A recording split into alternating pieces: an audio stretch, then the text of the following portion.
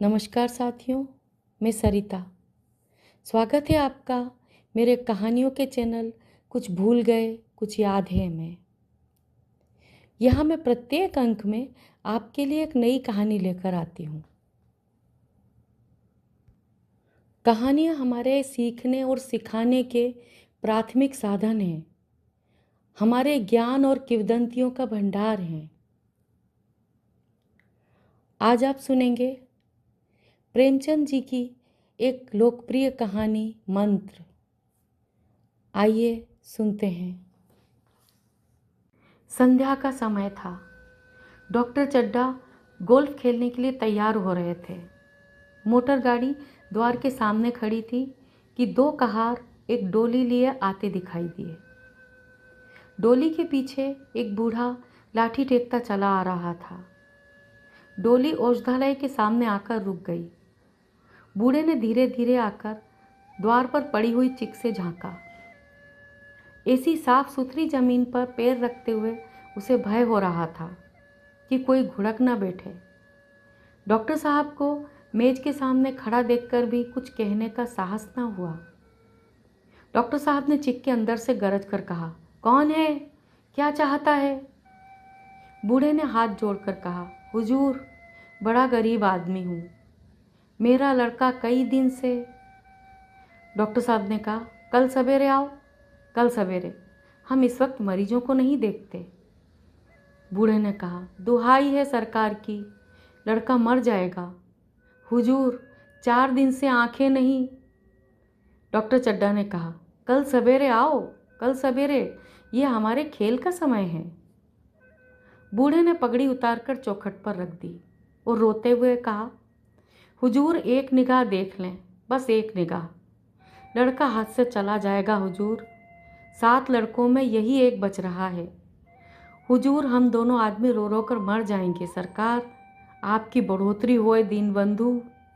मगर डॉक्टर साहब ने उसकी ओर मुंह फेर कर देखा तक नहीं। मोटर गाड़ी पर बैठते हुए बोले, कल सवेरे आना। मोटर गाड़ी चली गई। बूढ़ा कई मिनट तक मूर्ति की भांति निश्चल खड़ा रहा। संसार में ऐसे मनुष्य भी होते हैं जो अपने आमोद प्रमोद के आगे किसी की जान की भी परवाह नहीं करते। शायद उसे अब भी विश्वास न आता था। सभ्य संसार इतना निर्मम, इतना कठोर है, इसका मर्मभेदी अनुभव अब तक न हुआ था। जब तक बूढ़े को मोटर गाड़ी जाती दिखाई दी, वह टकटकी लगाए उस ओर ताकता रहा। शायद उसे अब भी डॉक्टर साहब के लौट आने की आशा थी। फिर उसने कहारों से डोली उठाने को कहा। डोली जिधर से आई थी उधर ही चली गई। चारों ओर से निराश होकर वह डॉक्टर चड्ढा के पास आया था। इनकी बड़ी तारीफ सुनी थी। यहाँ से निराश होकर फिर वह किसी दूसरे डॉक्टर के पास ना गया। किस्मत ठोंक ली। उसी रात को उसका हंसता खेलता 7 साल का बालक अपनी बाल लीला समाप्त करके इस संसार से सिधार गया। बूढ़े माँ बाप के जीवन का यही एक आधार था।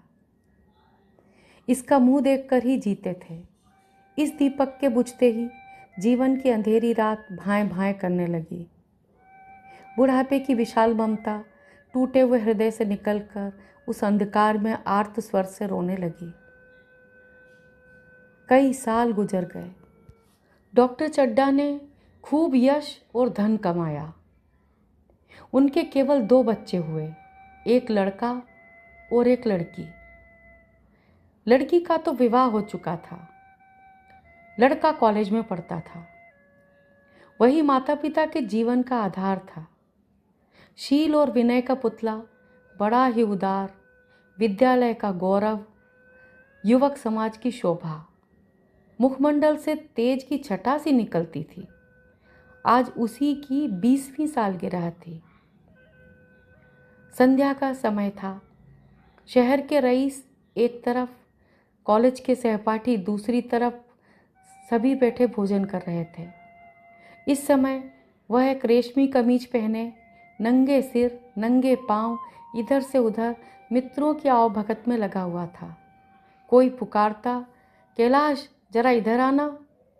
कोई उधर से बुलाता, कैलाश, क्या उधर ही रहोगे? सभी उसे छेड़ते थे, चुगलियां करते थे। बेचारे को जरा दम मारने का भी अवकाश न मिलता था। सहसा एक रमणी ने उसके पास आकर कहा, क्यों कैलाश, तुम्हारा सांप कहाँ है? जरा मुझे दिखा दो।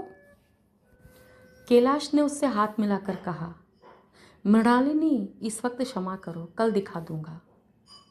मृणालिनी ने आग्रह किया, जी नहीं, तुम्हें दिखाना पड़ेगा। मैं आज नहीं मानने वाली, तुम रोज कल कल करते हो। कैलाश ने कहा, नहीं, कल जरूर दिखा दूंगा। इस वक्त अच्छी तरह दिखा भी ना सकूंगा, कमरे में तिल रखने की भी जगह न मिलेगी।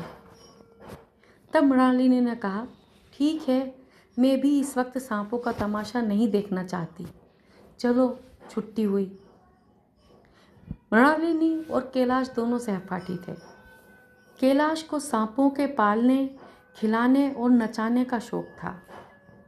तरह तरह के सांप पाल रखे थे। उनके स्वभाव और चरित्र की परीक्षा करता रहता था। यह विद्या उसने एक बूढ़े सपेरे से सीखी थी। सांपों की जड़ी बूटियां जमा करने का उसे मर्ज था। इतना पता भर मिल जाए किसी व्यक्ति के पास कोई अच्छी जड़ी है, फिर उसे चैन न आता था, उसे लेकर ही छोड़ता था। यही व्यसन था। इस पर हजारों रुपए फूंक चुका था।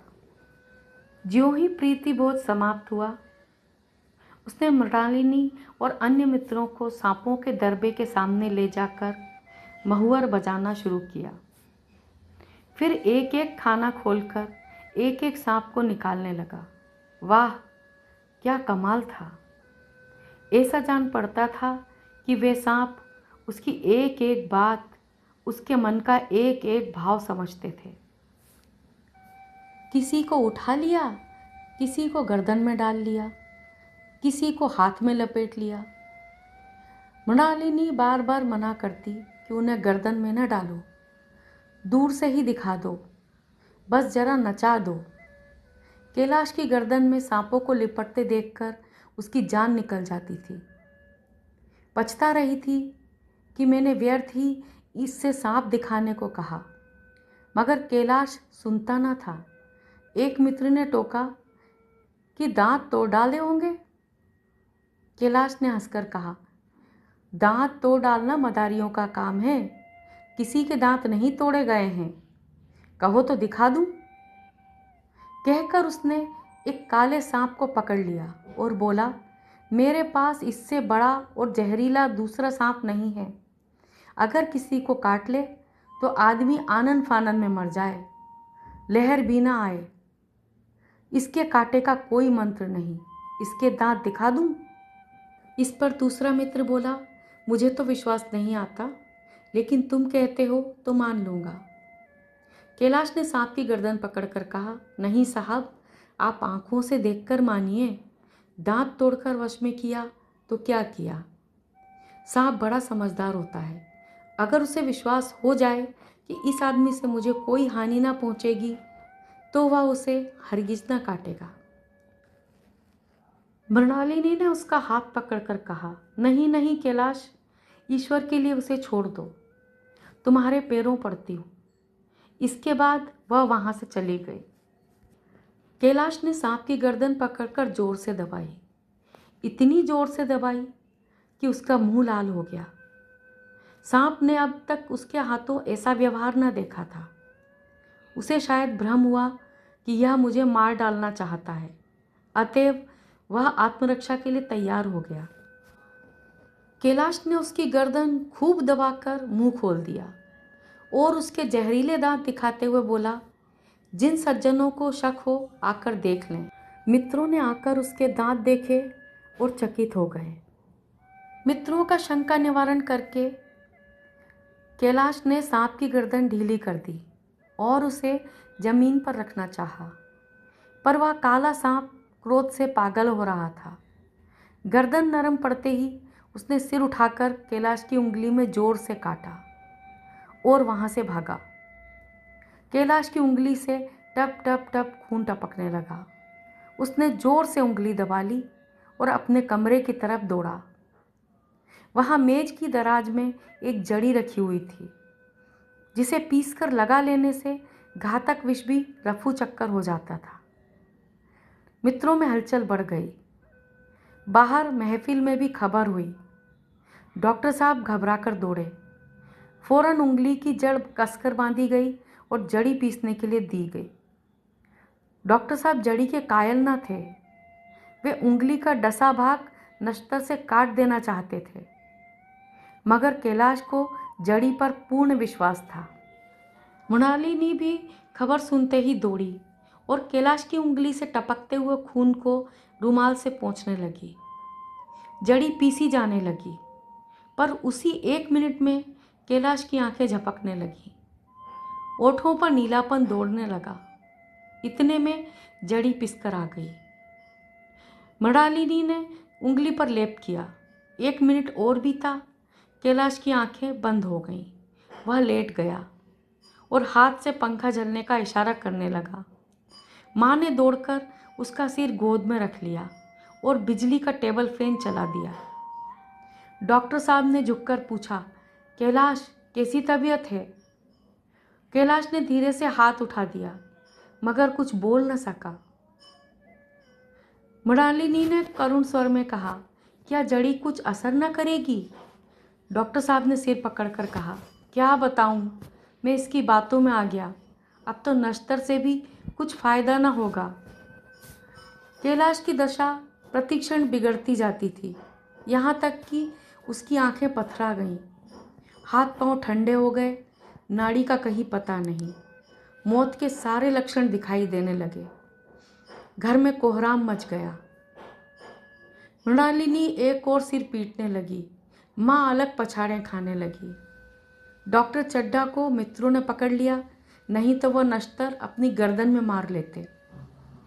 एक महाशय बोले, कोई मंत्र झाड़ने वाला मिले तो संभव है अभी भी जान बच जाए।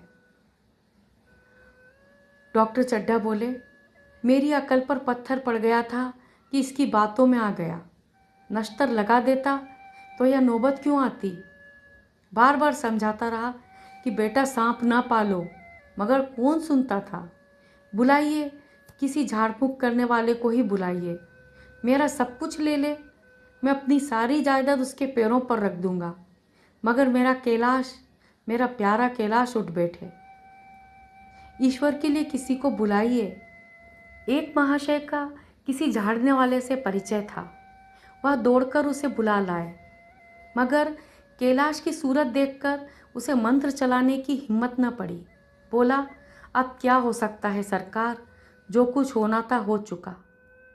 अरे मूर्ख, यह क्यों नहीं कहता कि जो कुछ ना होना था हो चुका? डॉक्टर चड्ढा चिल्लाए। शहर से कई मील दूर एक छोटे से घर में एक बूढ़ा और बुढ़िया अंगीठी के सामने बैठे जाड़े की रात काट रहे थे। इतने में एक आदमी ने द्वार पर आवाज़ दी, भगत भगत, क्या सो गए? जरा किवाड़ खोलो। भगत ने उठकर किवाड़ खोल दिए। एक आदमी ने अंदर आकर कहा, कुछ सुना? डॉक्टर चड्ढा बाबू के लड़के को सांप ने काट लिया। भगत ने चौंक कर कहा, चड्ढा बाबू के लड़के को? वही चड्ढा बाबू है ना, जो छावनी के बंगले में रहते हैं? हाँ हाँ वही। शहर में हल्ला मचा हुआ है, जाते हो तो जाओ, आदमी बन जाओगे। बूढ़े ने कठोर भाव से सिर हिलाकर कहा, मैं नहीं जाता, मेरी बला जाए। वही चड्ढा है, खूब जानता हूँ। भैया को लेकर उन्हीं के पास गया था। खेलने जा रहे थे, पैरों पर गिर पड़ा कि एक नज़र देख लीजिए, मगर सीधे मुंह से बात न की। भगवान बेटे सुन रहे थे। अब जान पड़ेगा कि बेटे का गम कैसा होता है। कई लड़के हैं? नहीं जी, सुना है यही तो एक लड़का था, सबने जवाब दे दिया। भगवान बड़ा कारसाज है। उस वक़्त मेरी आंखों से आंसू निकल पड़े थे, पर उन्हें तनिक भी दया ना आई। मैं तो उनके द्वार पर होता तो भी बात ना पूछता। तो ना जाओगे? हमने तो जो सुना सो कह दिया। बहुत अच्छा किया जो बता दिया, कलेजा ठंडा हो गया, आंखें ठंडी हो गईं। अब तो लड़का भी ठंडा हो गया होगा, तुम जाओ। आज चैन की नींद सोऊंगा। अब मालूम होगा लाला को। सारी साहिबी निकल जाएगी। हमारा क्या बिगड़ा? जहाँ 6 बच्चे गए थे वहाँ एक और चला गया। तुम्हारा तो राज सूना हो जाएगा। उसी के वास्ते सबका गला दबा दबा कर जोड़ा था ना। एक बार देखने जाऊंगा, पर कुछ दिन बाद मिजाज का हाल पूछूंगा। आदमी चला गया। भगत ने किवाड़ बंद कर लिए। बुढ़िया ने कहा, इतनी रात गए, जाड़े पाले में कौन जाएगा? अरे दोपहरी होती तो मैं न जाता। सवारी दरवाजे पर लेने आती तो भी मैं न जाता। भूल नहीं गया हूँ। पन्ना की सूरत आज भी आंखों में फिर रही है। इस निर्दयी ने उसे एक नज़र देखा तक नहीं। क्या मैं न जानता था कि वह न बचेगा? खूब जानता था। चड्ढा भगवान नहीं थे कि उनकी एक निगाह देख लेने से अमृत बरस जाता। जरा तसल्ली हो जाती, बस इसीलिए उनके पास दौड़ा गया था। अब किसी दिन जाऊंगा और कहूँगा, क्यों साहब, कहिए क्या रंग है? भगत के लिए जीवन में यह पहला अवसर था कि ऐसा समाचार पाकर वह बैठा रह गया हो। 80 वर्ष के जीवन में कभी न हुआ था कि सांप की खबर पाकर वह दौड़ा न गया हो। सैकड़ों निराशों को उसके मंत्रों ने जीवन दान दे दिया था, पर वह आज घर से कदम नहीं निकाल सका। यह खबर सुनकर सोने जा रहा है। बूढ़े ने कुप्पी बुझाई, कुछ देर खड़ा रहा, फिर बैठ गया, अंत में लेट गया। पर यह खबर उसके हृदय पर बोझ की भांति रखी हुई थी। उसे मालूम हो रहा था कि उसकी कोई चीज़ खो गई है, जैसे सारे कपड़े गीले हो गए हैं या पैरों में कीचड़ लगा हुआ है। जैसे उसके मन में कोई बैठा हुआ उसे घर से निकलने के लिए कुरेद रहा है। बुढ़िया जरा देर में खर्राटे लेने लगी। अब भगत उठा, अपनी लकड़ी उठा ली और धीरे से किवाड़ खोले। बूढ़े बातें करते करते सोते हैं और जरा सा खटका होते ही जागते हैं। बुढ़िया ने पूछा, कहाँ जाते हो? कहीं नहीं, देखता हूँ कितनी रात है। अभी बहुत रात है, सो जाओ। नींद नहीं आती। नींद काहे को आएगी? मन तो चड्ढा के घर पर लगा हुआ है। चड्ढा ने मेरे साथ कौन सी नेकी कर दी है जो वहाँ जाऊँ? वह आकर पैरों पड़े तो भी ना जाऊँ। उठे तो तुम इसी इरादे से ही हो। नहीं री, ऐसा पागल नहीं हूँ कि जो मुझे कांटे बोए उसके लिए फूल बोता फिरूं। बुढ़िया फिर सो गई। बूढ़े ने फिर किवाड़ खोले, इतने धीरे से कि बुढ़िया को खबर न हुई। बाहर निकल आया। उस वक्त गांव का चौकीदार गश्त लगा रहा था। बोला, कैसे उठे भगत? आज तो बड़ी सर्दी है, कहीं जा रहे हो क्या? भगत ने कहा, नहीं जी, जाऊंगा कहाँ? देखता था अभी कितनी रात है। भला कै बजे होंगे? चौकीदार बोला, 1 बजा होगा और क्या। अभी थाने से आ रहा था तो डॉक्टर चड्ढा के बंगले पर भीड़ लगी हुई थी। उनके लड़के का हाल तो तुमने सुना होगा, कीड़े ने छू लिया है, चाहे मर भी गया हो। तुम चले जाओ तो शायद बच जाए। सुना है 10,000 देने को तैयार है। भगत, मैं तो न जाऊं, चाहे वह 10 लाख भी दे। मुझे 10,000 या 10 लाख लेकर क्या करना है? कल मर जाऊंगा, फिर कौन भोगने वाला बैठा हुआ है? चौकीदार चला गया। भगत ने आगे पैर बढ़ाया। जैसे नशे में आदमी की देह अपने काबू में नहीं रहती, पैर रखता कहीं है, पड़ता कहीं है, कहता कुछ है, जुबान से निकलता कुछ है। वही हाल इस समय भगत का था। मन में प्रतिकार था, पर कर्म मन के अधीन ना था। भगत लाठी खटखट करता लपका चला जाता था। आधी राह निकल जाने के बाद सहसा भगत रुक गया। सोचने लगा, मैं यूं ही इतनी दूर चला आया। इस जाड़े पाले में मरने की मुझे क्या पड़ी थी? आराम से सोया क्यों नहीं? नींद ना आती तो ना सही, 2-4 भजन ही गाता। व्यर्थ इतनी दूर दौड़ा आया। चड्ढा का लड़का रहे या मरे, मेरी बला से। मेरे साथ इन्होंने कौन सा अच्छा सलूक किया था कि मैं उनके लिए मरूं? दुनिया में हजारों मरते हैं, हजारों जीते हैं, मुझे किसी के मरने जीने से क्या मतलब? इतने में दो आदमी आते दिखाई दिए। दोनों बातें करते चले आ रहे थे। चड्ढा बाबू का घर उजड़ गया। वही तो एक लड़का था। भगत के कान में यह आवाज़ पड़ी। उनकी चाल और भी तेज हो गई। इस तरह कोई 10 मिनट चला होगा कि डॉक्टर साहब का बंगला नजर आया। सन्नाटा छाया हुआ था। रोने पीटने की आवाज़ भी ना आती थी। भगत का कलेजा धक धक करने लगा। कहीं मुझे बहुत देर तो नहीं हो गई। वह दौड़ने लगा। अपनी उम्र में वह इतना तेज कभी ना दौड़ा था। बस यही मालूम होता था मानो उसके पीछे मौत दौड़ी चली आ रही हो। 2 बज गए थे। मेहमान विदा हो गए। रोने वालों में केवल आकाश के तारे रह गए थे और सभी रो रो कर थक गए थे। बड़ी उत्सुकता के साथ लोग रह रह कर आकाश की ओर देखते थे कि किसी तरह सुबह हो और लाश गंगा की गोद में दी जाए। सहसा भगत ने द्वार पर पहुंचकर आवाज़ दी। डॉक्टर साहब समझे कि कोई मरीज आया होगा। किसी और दिन उन्होंने उस आदमी को दुत्कार दिया होता, मगर आज बाहर निकल आए। देखा एक बूढ़ा आदमी खड़ा है।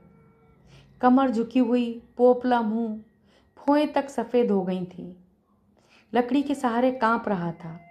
बड़ी नम्रता से बोले, क्या है भाई, आज तो हमारे ऊपर ऐसी मुसीबत पड़ गई है कि कुछ कहते नहीं बनता। फिर कभी आना इधर। 1 महीने तक शायद मैं किसी मरीज को ना देख सकूंगा। भगत ने कहा, सुन चुका हूँ बाबूजी, तभी आया हूँ। भैया कहाँ हैं? जरा मुझे दिखा दीजिए। भगवान बड़ा कारसाज है, मुर्दे को भी जिंदा कर सकता है। कौन जाने अब भी उसे दया आ जाए। चड्ढा ने व्यथित स्वर से कहा, चलो देख लो, मगर 3-4 घंटे हो गए। जो कुछ होना था हो चुका। बहुतेरे झाड़ने फूंकने वाले देख देख कर चले गए। डॉक्टर साहब भगत को अंदर ले गए। उसने लाश को 1 मिनट तक देखा, तब मुस्कुराकर बोला, अभी कुछ नहीं बिगड़ा है बाबूजी। अगर नारायण चाहेंगे तो आधे घंटे में भैया उठ बैठेंगे। आप नाहक दिल छोटा कर रहे हैं। जरा कहारों से कहिए पानी तो भरें। कहारों ने पानी भर भर कर कैलाश को नहलाना शुरू किया। पाइप बंद हो गया था। कहारों की संख्या अधिक न थी, इसलिए मेहमानों ने अहाते के बाहर कुएं से पानी भर भर कर कहारों को दिया। बूढ़ा भगत खड़ा मुस्कुरा मुस्कुरा कर मंत्र पढ़ रहा था, मानो विजय उसके सामने खड़ी है। जब एक मंत्र समाप्त हो जाता तब वह एक जड़ी कैलाश को सूंघा देता। इस तरह ना जाने कितने घड़े कैलाश के सिर पर डाले गए और ना जाने कितनी बार भगत ने मंत्र फूंका। आखिर जब उषा ने अपनी लाल लाल आंखें खोलीं तो कैलाश की भी लाल लाल आंखें खुल गईं। एक क्षण में उसने अंगड़ाई ली और पानी पीने को मांगा। चारों तरफ खबर फैल गई। मित्रगण मुबारक देने आने लगे। डॉक्टर साहब बड़े श्रद्धा भाव से हर एक के सामने भगत का यश गाते फिरते थे। सभी लोग भगत के दर्शन के लिए उत्सुक हो उठे, मगर अंदर जाकर देखा तो भगत का कहीं पता न था। यहाँ तो भगत की चारों ओर तलाश होने लगी। भगत लपका हुआ घर चला जा रहा था कि बुढ़िया के उठने के पहले पहुँच जाऊं। जब मेहमान लोग चले गए तो डॉक्टर साहब ने नारायणी से कहा, बूढ़ा भगत ना जाने कहाँ चला गया। नारायणी बोली, मैंने तो सोचा था इसे कोई बड़ी रकम दूंगी। डॉक्टर चड्ढा बोले, रात को मैंने नहीं पहचाना, पर ज़रा साफ हो जाने पर पहचान गया। एक बार यह एक मरीज को लेकर आया था। मुझे अब याद आता है कि मैं खेलने जा रहा था और मरीज को देखने से मैंने इनकार कर दिया था। आज उस दिन की बात याद करके मुझे जितनी ग्लानि हो रही है उसे प्रकट नहीं कर सकता। मैं उसे खोज निकालूंगा और पैरों पर गिरकर अपना अपराध क्षमा कराऊंगा। वह कुछ लेगा नहीं, यह जानता हूँ। उसका जन्म यश की वर्षा करने के लिए ही हुआ है। उसकी सज्जनता ने मुझे ऐसा आदर्श सिखा दिया है जो अब से जीवन पर्यंत मेरे सामने रहेगा। आज की कहानी यहीं ख़त्म होती है। रिश्ते भी वहीं अच्छे लगते हैं जहाँ सम्मान होता है, और जहाँ सम्मान नहीं होता वहाँ रिश्ते भी नहीं होते।